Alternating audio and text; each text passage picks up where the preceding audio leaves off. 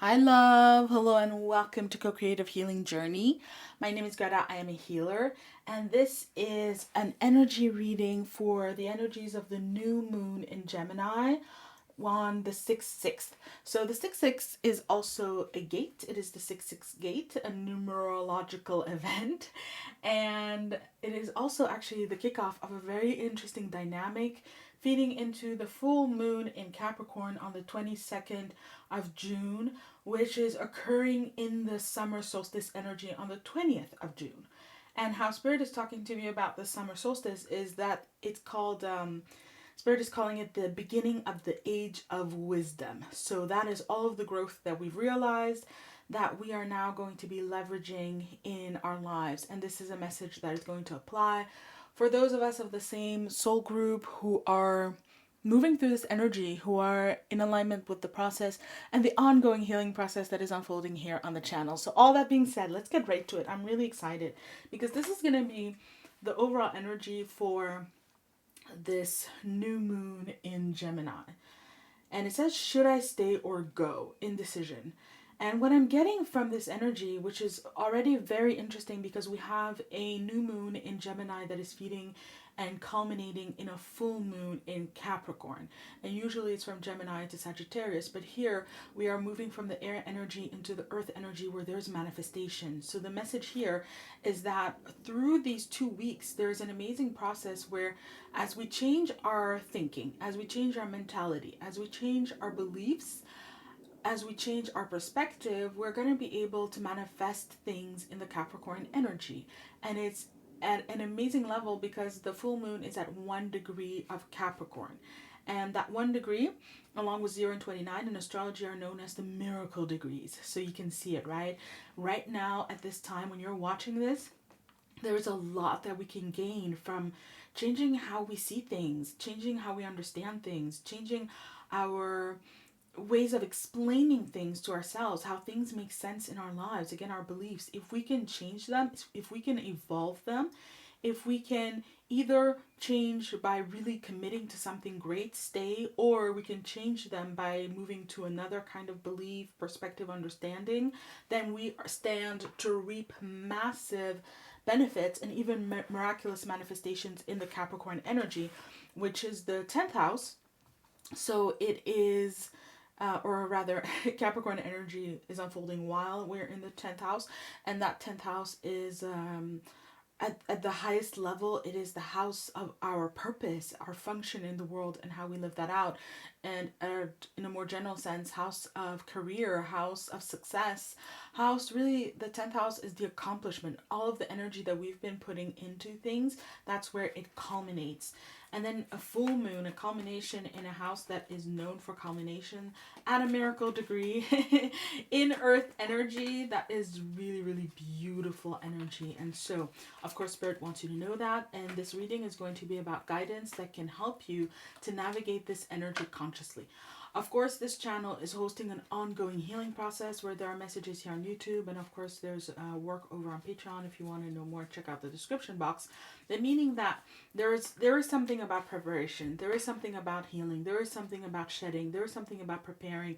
And of course, consciously working this process to gain something truly beautiful and amazing on the other side. The summer solstice is on the 20th.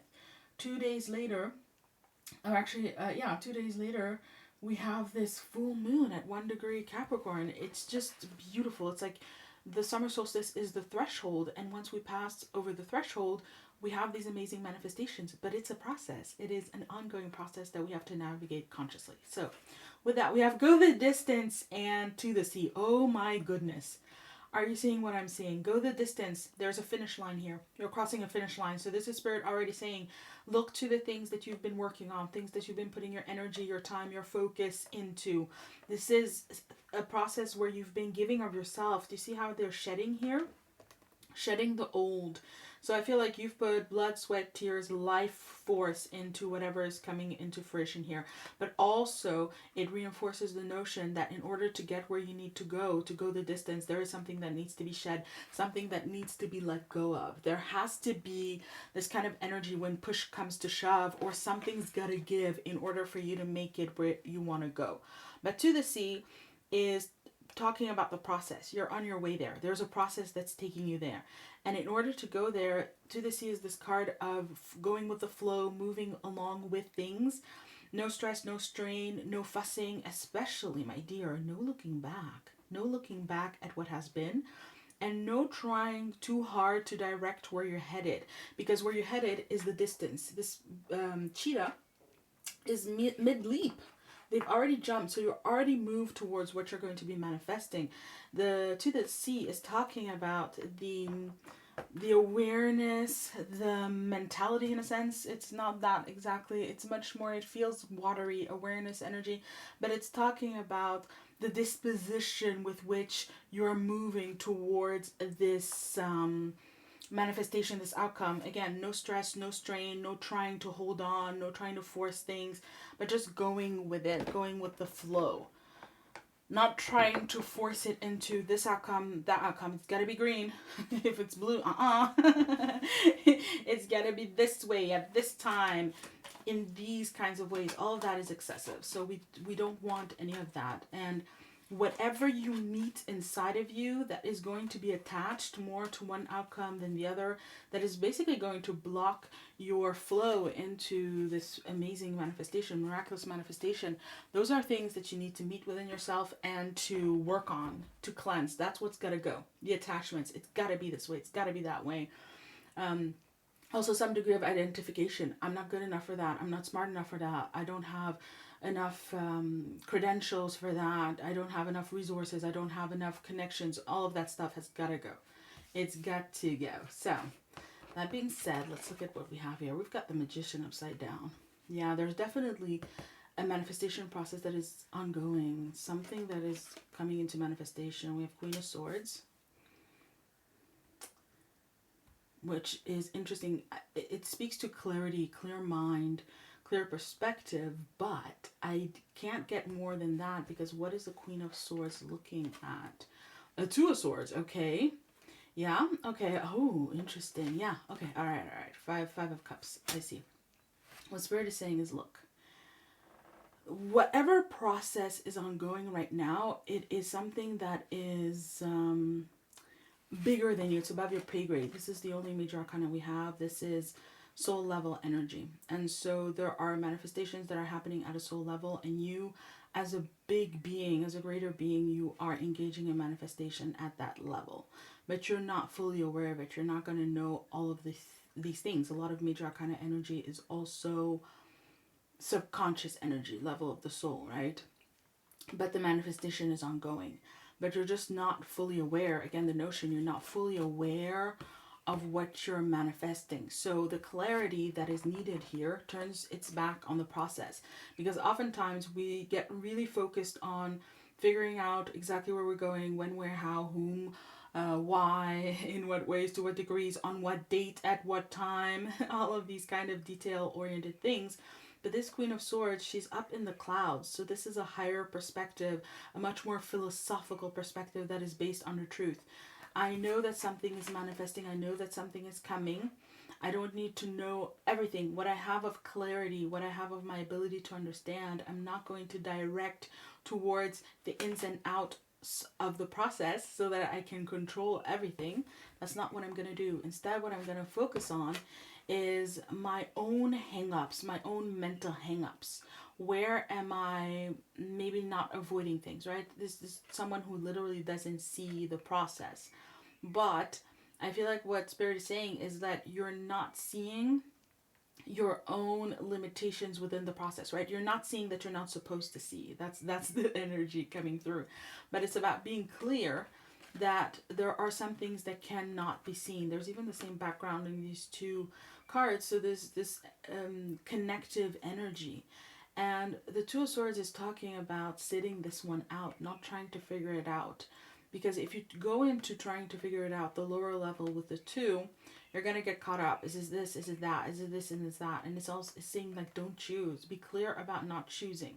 What you need to choose is a singular truth, that something amazing is coming in, something wonderful is manifesting, but you don't need to know exactly when, where, and how. And if you go into that energy too much, you're going to end up in the Five of Cups. So this is message for, again, the next 2 weeks, is really to be focusing on if and when you go into this energy where you're looking at spilled milk, you're looking again at the past, what happened, what didn't happen, when, where, how, why, and focusing on that much more heavily or too heavily.